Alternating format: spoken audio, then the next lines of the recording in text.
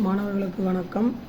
அந்த regular verbs சம்பந்தமான list வந்து உங்களுக்கு காட்டப்பட்டு விளங்கப்படுத்தப்பட்டிருக்குது.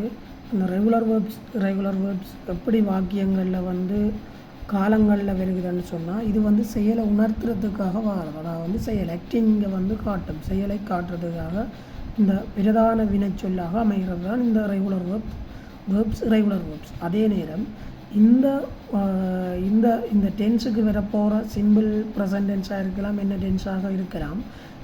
இந்த டென்ஸுக்கு வர மெயின் வேர்ப்புக்கு துணை வினைச்சொல்லாக வாரது தான் நாங்கள் வந்து துணை வினைச்சொல் வந்து படிச்சிருக்கிறோம். அந்த துணை வினைச்சொல் மெயின் வேர்ப்பாக வார சந்தர்ப்பம் தான் ஒன்று வந்து பி ஃபேமிலி, டூ ஃபேமிலி, ஹே ஃபேமிலி என்று படிச்சிருக்கிறோம். இப்போ அந்த டூ ஃபேமிலி, பி ஃபேமிலி, ஹே ஃபேமிலியில் வார வினைச்சொல்கள் எல்லாம் வந்து துணை வினைச்சொல்லாக அமைஞ்சு இங்கே வந்து டென்சஸில் வந்து காலங்களில் வந்து இது என்ன செய்ய போகுதுன்னா பிரதான வினைச்சொல்லாக அமையப்போகுது. இந்த பிரதான வினைச்சொல்லை வந்து உணர்த்துறதுக்காக வாரது வந்து இந்த ரெகுலர் வேர்ப்புமாக இருக்கலாம். அந்த வகையில் இந்த ரெகுலர் வேர்ப்பையும் வச்சு வாக்கியங்களை வந்து நாங்கள் உருவாக்குற சம்பந்தமாக கற்க போகிறோம். அதைத்தான் சொல்ல போகிறோம். அதைத்தான் சொல்ல கொண்டோம் வந்து டென்சஸ் அண்டு. அந்த வகையில் இந்த வேர்ப்பினுடைய பயன்பாடை பற்றியும் நாங்கள் படிச்சிருக்கிறோம். ஆகவே வந்து இந்த பாஸ்ட் பார்ட்டிசிபிள் வேர்ப் சம்பந்தமாக முழுமையாக தெரியவில்லை. அதனால் இன்னும் ஒரு ஞாபகப்படுத்தி போட்டு அங்கால போகின்றேன். பாஸ்ட் பார்ட்டிசிபிள் வேர்ப்ஸ்ன்றது வந்து அது என்னத்துக்கு பாவிக்கப்படுகின்றது, வேர்ப் குலத்தின் 4வது வேர்ப் வடிவம். அது என்னத்துக்கு பாவிக்கப்படுகிறதா வந்து வினைமுற்று காலங்களுக்கும் பசிவ் வாய்ஸ் டென்சஸ், அதாவது வந்து செயற்பாட்டு வினை காலங்களுக்கும் பாவிக்கப்படும். செயற்பாட்டு வினை காலங்களில் வந்து சிம்பிள் டென்சஸுக்கு வந்து பாவிக்கப்படும். அதே நேரம் வந்து கண்டினியூஸ் டென்சஸில் வந்து ப்ரெசண்ட்டுக்கும் பாஸ்ட்டுக்கும் உள்ள வந்து கண்டினியூஸ் பெசிவ் டென்ஸுக்கு பாவிக்கப்படும். அதாவது வந்து இந்த பாஸ்ட் பார்ட்டிசிபிள் வேர்ப் பாவிக்கப்படும். இதுக்கு ஃபியூச்சர் கண்டினியூஸ் பெசிவ் வந்து இல்லை. அடுத்த பெர்ஃபெக்ட் பெசிவ் டென்சஸுக்கு வந்து இந்த பாஸ்ட் பார்ட்டிசிபிள் வேர்ப் பாவிக்கப்படும். இப்போ நேரடியாக நாங்கள் விஷயத்துக்கு வருவோம். அதாவது வந்து டென்சஸ், சிம்பிள் டென்சஸ், சாதாரண காலங்கள். முதலாவது காலத்தை சொல்கிறது வந்து சிம்பிள் டென்சஸ், சாதாரண காலங்கள். இந்த சாதாரண காலங்களைத்தான் நாங்கள் வந்து முதலாவதாக படிக்க போகிறோம். இந்த சாதாரண காலங்கள் வந்து முதலாவது பகுதி. இதில் வந்து 3 வகையாக பிரிக்கப்படுகிறது. சிம்பிள் ப்ரெசன்ட் டென்ஸ், சாதாரண நிகழ்காலம்; சிம்பிள் பாஸ்ட் டென்ஸ், சாதாரண இறந்த காலம்; சிம்பிள் ஃபியூச்சர் டென்ஸ், அதாவது சாதாரண எதிர்காலம். இந்த 3 காலங்களையும் வச்சு வாக்கியங்கள் வந்து உருவாக போகுதுன்னு பார்க்க போகிறோம். அதாவது வந்து சிம்பிள் ப்ரெசன்ட் டென்ஸ் என்றால் நடக்கிற காலம், சிம்பிள் பாஸ்ட் டென்ஸ் என்ற ஏற்கனவே நடந்த காலம், சிம்பிள் ஃபியூச்சர் டென்ஸ் என்ற எதிர்காலத்திலே நடக்க போகிற விடயங்கள். அந்த இதை வந்து அந்த மெயின் வேர்ப்ஸையும், அதாவது வந்து மெயின் வேர்ப்ஸையும் ஹெல்பிங் வேர்ப்பையும் வச்சு அதேமாரி படித்த நவுனையும் வச்சு நாங்கள் வந்து கண்டுபிடிக்க போகிறோம். அந்த வகையில் இந்த சிம்பிள் ப்ரெசன்ட் டென்ஸுக்குரிய வந்து வாக்கியம் அமைப்பு எப்படி இருக்குமெண்டா, சப்ஜெக்டோட ப்ரெசன்ட் வேர்ப்ன்றது வந்து வேர்ப்பின் முதலாவது குலம். அது வந்து எதுக்கு வருமெண்டா, இப்போ வந்து நாங்கள் டூவுக்கு பார்க்க போகிறோம். டூன்றது வந்து இந்த டூன்றது வந்து ஹெல்பிங் வேர்ப்பாக தான் இந்த வரப்போகுது. இந்த சிம்பிள் ப்ரெசன்ட் டென்ஸில் டூன்றது பாவனைக்கு எப்போ வரப்போகுதுண்டா, இது வந்து ஐவி தேஜுவண்டா புளூரல் நவுன்ஸுக்கு தான் பாவிக்கப்படும். அதாவது பன்மை எழுவாய், ஒன்றுக்கும் மேற்பட்ட எழுவாயாக இருந்தால் அது டூவாக இருக்கும். அது வந்து நேரடி வாக்கியத்தில் என்ன செய்யுமெண்டா மறைந்து நிற்கும். அது கேள்வியோ எதிர்மறை கேள்வியோ ஆக்கையோ வந்து அது வெளிப்பட்டு நிற்கும். அப்படி வர டென்ஸ் வந்து இந்த சிம்பிள் ப்ரெசன்ட் டென்ஸ். அந்த சிம்பிள் ப்ரெசன்ட் டென்ஸில் முதலாவது வந்து சென்டென்சஸ் பற்றி பார்க்க போகிறோம். அந்த சென்டென்சஸுடைய அமைப்பு முறை தான் சப்ஜெக்டோட ப்ளஸ் ப்ரெசன்ட் வேர்ப்போட ஒப்ஜெக்ட்னு நாங்கள் வந்து பார்க்கின்றோம். அந்த வகையில் இதில் வந்து முதலாவது வந்து பார்க்குறோம். முதலாவது சென்டென்ஸை பாருங்கள். ஐ ஈட் ரைஸ் அண்ட் கறி. நான் வந்து சோறும் கறியும் சாப்பிடுகின்றேன். அப்போ நான் ஐ ஈட்னா நான், இங்கே ஐ ஈட்டண்டா நான் சாப்பிடுகின்றேன்.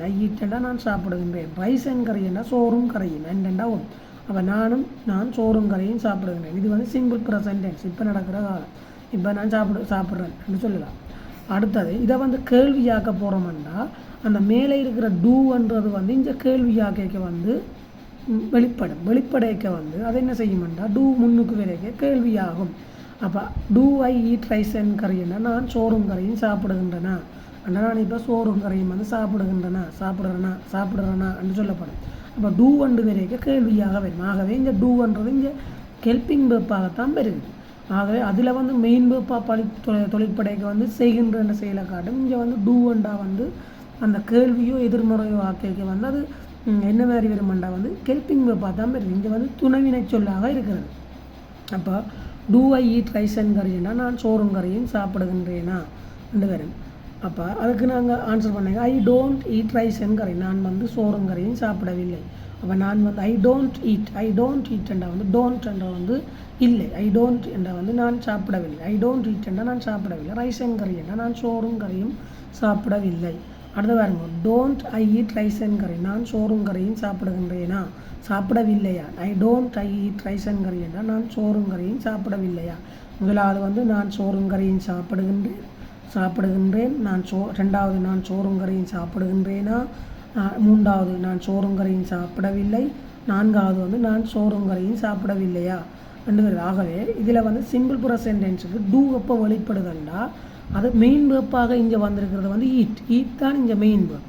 ஈட்ன்றது மெயின் வேர்ப். இது வந்து நேரடி வாக்கியத்தில் மறைஞ்சிருக்கும் டூ என்றது கேள்வி ஆக்கியக்க தான் அது வந்து வெளிப்படைக்கு அந்த ஈட்ன்றது என்ன செய்யுதுண்டா அது வந்து ஈட்டுக்கு வந்து டூ வந்து மறைஞ்சு வெளிப்படையாக வந்து கேள்வியை உணர்த்தும். ஆகவே இந்த டோன்ட்ன்றது வந்து வெளிப்படைக்க அது வந்து ஹெல்பிங் வேர்ப்பாக இருக்குது. ஐ டோன்ட்னா நான் செய்யவில்லை, என்ன சாப்பிடவில்லை. ஈட்டன் ஐ டோன்ட் ஈட்டன் அந்த வினைச்சொல்லை வச்சு தான் எடுக்கணும். ஐ டோன்ட் ஈட்னா நான் சாப்பிடவில்லை. அப்போ நான் சோறும் கறியும் சாப்பிடவில்லை. Don't I eat rice and கறின்னா நான் சோறும் கறியும் சாப்பிடுகிறதில்லையா அன்னு வரும். இது வளமையான செயற்பாடுகளுக்கு வந்து பாவிக்கிற காலம் தான் சிம்பிள் ப்ரெசன்ட் டென்ஸ். இதில் வந்து டூ நொட்டத்தான் டோன்ட் நான் ஷார்ட்கட்டாக பாவிக்கணும். ஆகவே மேலதிகமாக இன்னும் 2-3 வசனத்தை சிம்பிள் ப்ரெசன்ட் டென்ஸில் பார்ப்போம். அந்த வகையில் டூவை வச்சு தான் அதை பார்க்க போகிறோம். We buy a new car. நாங்கள் ஒரு புதிய காரு வாங்குகின்றோம். புதிய மகளூர்ந்து வாங்குகின்றோம். கார்ன்றது மகளூர்ந்து. நாங்கள் ஒரு புதிய மகளூர்ந்து வாங்குகின்றோம். Do we buy a new கார்னா நாங்கள் வந்து ஒரு புதிய கார் வந்து புதிய மகளூர்ந்தின வாங்குகின்றோமா. We don't buy a new car. நாங்கள் வந்து புதிய கார் ஒன்று வாங்கவில்லை. அதாவது வந்து புதிய மகளூர்ந்து ஒன்று வாங்கவில்லை. Don't we buy a new கார்னா நாங்கள் வந்து வாங்கவில்லையா. நாங்கள் புதிய கார் ஒன்றினை வந்து வாங்கவில்லையா. இப்போ தே ரீட் நியூஸ் பேப்பர்ஸ். அவர்கள் செய்தித்தாள்களை வாசிக்கின்றவர்கள் அல்லது வந்து அவர்கள் செய்தித்தாள்களை வாசிக்கின்றார்கள் என்ற கருத்தோடு வரும். அப்போ do they read newspapers அவர்கள் செய்தித்தாள்களை வாசிக்கின்றவர்களா ரெண்டு பேரும். வாசிக்கின்றவர்களா ரெண்டு பேரும். They don't read newspaper அவர்கள் வந்து நியூஸ் பேப்பர்ஸ் அவர்கள் செய்தித்தாள்களை வந்து வாசிக்கவில்லை. Don't they read newspapers அவர்கள் வந்து செய்தித்தாள்களை வந்து வாசிக்கவில்லையா. ஆகவே இந்த காலத்தில் வர இந்த வேர்ப்ஸுகள் எல்லாம் வந்து ப்ரெசன்ட் வேர்ப்பாக அமையும். அதாவது வந்து பை என்றது வந்து ப்ரெசன்ட் வேர்ப்பாக இருக்கின்றது. அதே மாதிரி வந்து இதில் முதல் சொல்லப்பட்ட வாக்கியத்தில் வந்து நாங்கள் வந்து ஈட்ன்றது வந்து ப்ரெசன்ட் வேர்ப்பாக இருக்கிறது. ஆகவே இந்த வாக்கியங்களில் வந்து நாங்கள் பார்க்கும் பொழுது இந்த ப்ரெசன்ட் வேர்ப்பின் தொழிற்பாடு வந்து என்னது காட்டுதுன்னா சிம்பிள் ப்ரெசன்ட் டென்ஸை வந்து உணர்த்துகின்றது. சிம்பிள் ப்ரெசன்ட்டுக்கு தான் இந்த ப்ரெசன்ட் வேர்ப் மூலம் பாவிக்கப்படும். அதாவது ப்ளூரல் நவுன்ஸுக்கு வந்து நேரடியாக இந்த வேர்ப்பை வந்து நாங்கள் பாவிப்போம். இனி இந்த டஸ்ஸை கொண்டு வாக்கியங்கள் அமையக்கு அது என்ன செய்யுமெண்டா அங்கே மறைமுகமாக வந்து அது வேர்ப்ஸில் வந்து மாற்றங்கள் நிகழும். இந்த டஸ்ஸை கொண்டு வாக்கியங்கள் அமைக்க சிம்பிள் ப்ரெசன்ட் டென்ஸில் அது எவ்வாறு அமையுதுன்று வந்து அடுத்த வீடியோவில் பார்ப்போம். ஏனென்றால் அது வந்து கொஞ்சம் எல்லாம் வினைச்சொல்லில் வந்து இந்த ப்ரெசன்ட் வேர்ப்புக்கு வந்து இந்த ப்ரெசன்ட் வேர்ப்பில் ரெகுலராக இருக்கிற இந்த ப்ரெசன்ட் வேர்ப்பில் என்ன செய்வோம்னா எஸ் சேப்பம் அல்லது இஎஸ் சேப்பம் அல்லது ஐஇஎஸ் சேப்பம் வினைச்சொல்லி. அதாவது வந்து நவுன் சிங்குலர் என்ற நவுன் வந்து சிங்குலர் நவுன் எழுவாயாக வரும் சந்தர்ப்பத்தில் அந்த வினைச்சொல்லில் வந்து நாங்கள் எஸ் அதாவது ரீட்ஸ் எஸ் சேப்பம் அல்லது இஎஸ் சேப்பம் அல்லது ஐஇஎஸ் சேப்பம். எஸ் சேப்பம் இஎஸ் சேப்பம் ஐஇஎஸ் சேப்பம். ரீட்னா ரீட்ஸ் ரெண்டு வரும், ஸ்விம்ஸ் ரெண்டு வரும், கட்ஸ் ரெண்டு வரும், புட்ஸ் ரெண்டு வரும், ஈட்ஸ் ரெண்டு வரும், ஸ்பீக்ஸ் ரெண்டு வரும், ஸ்வீப்ஸ் ரெண்டு வரும், டஸ் ரெண்டு வரும், திங்ஸ் ரெண்டு வரும், கச்சஸ் வந்து இஎஸ் சேரும், டீட்டெயில்ஸ் ரைட்ஸ் எஸ் சேரும். ஆகவே ஐஎஸ்எஸ் இஎஸ் சேர்ற முறையில் இருக்குது. சிம்பிள் ப்ரெசன்ட் டென்ஸில் வந்து நவுன் வந்து சிங்குலராக எழுவாய் வந்து வரும் சந்தர்ப்பத்தில் அந்த வினைச்சொல்லில் மாற்றம் நிகழும். அந்த வினைச்சொல்லில் மாற்றங்கள் நிகழ்ந்து தான் அங்கே வந்து வாக்கியங்கள் வந்து முன்னுக்கு உருவாகும். அது முன் வாக்கியத்தில் மட்டும்தான் உருவாகும். பிறகு வரைக்கும் வந்து அது கேள்வியாக்கியோ எதிர்மறை கேள்வியாக்கியோ அந்த வந்து டஸ்ன்றது வெளிப்படுறதால வந்து ப்ரெசன்ட் வேர்ப்பையை வந்து நாங்கள் இந்த ப்ரெசன்ட் வேர்ப்பையே பாவிப்போம். இது வந்து சிம்பிள் ப்ரெசன்ட் டென்ஸில் சிங்குலர் நவுனை பாவிக்க இந்த வேர்ப்ஸில் மாற்றம் நிகழும்.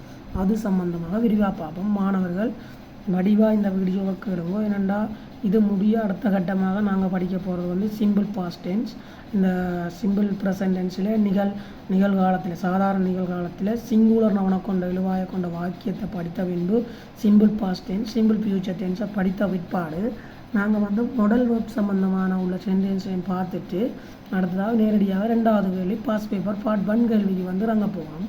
ஆகவே தொடர்ச்சியாக நீங்கள் இந்த வீடியோவை பார்க்கும்படி நான் கேட்டுக்கொள்கிறேன். நீங்கள் அக்கறை இல்லாமட்டால் உங்களுக்கு ரிசல்ட் குறையும். நான் ஏற்கனவே வந்து நேரடியான வகுப்பில் வந்து உங்களுக்கு ரைட்டிங் பாட்டரெல்லாம் முடிச்சிட்டேன். அதாவது வந்து என்ன நோட் எழுதுறது, நோட்டீஸ் எழுதுறது, அதாவது வந்து அனௌன்ஸ்மெண்ட் எழுதுறது, மற்ற வந்து அனௌன்ஸ்மெண்ட் எழுதுறது, அடுத்த வந்து பேராகிராஃப்ஸ் எழுதுறது, பேட் சார்ட் எழுதுறது, பை சார்ட் எழுதுறது, டேபிள் எழுதுறது, மற்ற வந்து ஸ்பீச் எழுதுறது, அதெல்லாம் 35 மார்க்ஸுக்குரிய பகுதி படிப்பிச்சிட்டேன் நேரடியாக.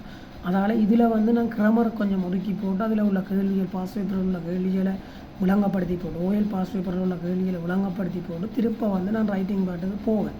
அதுக்கு முதல் வந்து ரீடிங் பாட்டையும் நாங்கள் பார்க்க வேண்டிய பகுதி இருக்குது. அதுக்கிடையில் கிராமர்களை வந்து அவ்வளோ படித்து முடிக்க வரும். அதுக்காக இதை அப்லோட் பண்ணிக்கொண்டு பதிவேற்றம் செய்து கொண்டிருக்கிறேன். உங்களோட அக்கறை தான் உங்களோட ரிசல்ட்டை வந்து கொண்டு வரும். நீங்கள் அக்கறை இல்லாமட்டால் அதுக்கேற்ற மாதிரி ரிசல்ட் குறையும். ஆனால் பாடசாலை படிப்புகள் நல்ல மாதிரி இருக்குமென்னு நினைக்கிறேன்.